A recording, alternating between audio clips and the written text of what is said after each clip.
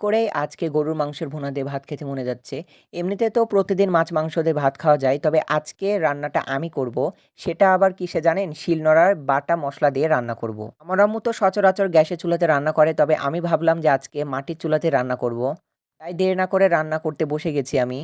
আমি তো আম্মুর দেখাদেখি অনেক সুন্দর রান্না করতে পারি। ছোটবেলা থেকে আম্মুর কাছে বসে থাকতাম। তাই অনেক গুণই শিখেছি আস্তে, আস্তে। রান্নাটা অনেক স্বাদ হয়েছিল। আসসালামু আলাইকুম। কি অবস্থা সবার? আশা করি সবাই ভালো আছেন। আলহামদুলিল্লাহ আমিও ভালো আছি। হুট করে গরুর মাংসের ভুনা দিয়ে ভাত খেতে মনে যাচ্ছে আমার। তাই দেরি না করে ২ কেজি মাংস কিনে নিয়ে আসলাম। নিজে তো প্রতিদিনই মাছ মাংস দিয়ে ভাত খাওয়া যায়। তবে আজকে ভাবলাম যে আমি মাংসটা রান্না করব। কারণ আম্মু প্রতিদিনই রান্না করে খাওয়ায়। আজকে ছেলের হাতের রান্না খাবে আমার আম্মু। আজকে কোনো আধুনিক প্রযুক্তির ব্যবহার হবে না। যা রান্না করব সব গ্রাম্য পদ্ধতির প্রযুক্তিগুলো দিয়ে। আমি তো ১ম এ শিলনোড়াতে বাটা মসলা বেটে নিলাম। এরপরে চলে আসলাম মাটির চুলাতে রান্না করতে। আম্মু তো প্রতিনিয়ত গ্যাসের চুলাতে রান্না করে। তবে আজকে আমি ভাবলাম মাটির চুলাতে রান্না করে আম্মুকে খাওয়াবো। মাটির চুলাতে রান্না করা কি যে মজা সেটা আমি এখন বুঝতে পারছি রে ভাই। একে তো তীব্র গরম, তাতে আবার চুলার ধোঁয়া উঠছে। আমার অবস্থা খুবই খারাপ। যাই হোক, যখন বলেছি রান্না করে খাওয়াবো সকলকে, তাইতে রান্না করে খাওয়াতেই হবে আমাকে। আর মাংসতে যদি আলু না থাকে আমার ভালো লাগে না।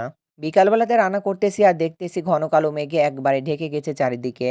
বৃষ্টির আশা তো আসবে আর কিন্তু আমার রান্না থেমে থাকবে না। আর এদিকে বকবক করতে না করতে আমার একেবারে সমস্ত উপকরণ কষানো শেষ। কিছুক্ষণের মধ্যে এই রান্নাটা প্রায় সম্পূর্ণ হয়ে যাবে। কিছুক্ষণের জন্য ঢেকে রেখেছিলাম, পরে এটা দেখতেছি অনেক সিদ্ধ হয়ে এসেছে। তবে আরেকটু ভালো করে কষিয়ে নিতে হবে, নাহলে ভালো লাগবে না। বাহ! মাংসের কালারটা মাশাআল্লাহ অনেক বেশি সুন্দর হয়েছে। এখনই আমার অনেক বেশি ক্ষুধা পাইছে রে ভাই। এত বেশি ভালো লাগছে কালারটা দেখে। কালার যেহেতু এত সুন্দর হয়েছে আর ঘ্রাণও দারুণ ছড়াচ্ছে, খেতে আশা করছি ভালোই লাগবে।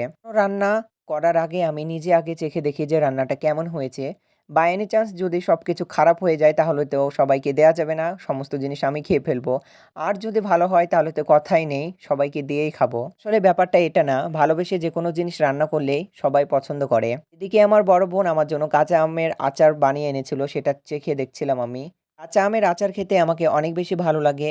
তাই আপু যখন দিয়েছে সমস্ত আচারগুলো খেয়ে ফেলবো। মাংস রান্না করা তো শেষ আমার। এখন আচার খেতে বসেছি।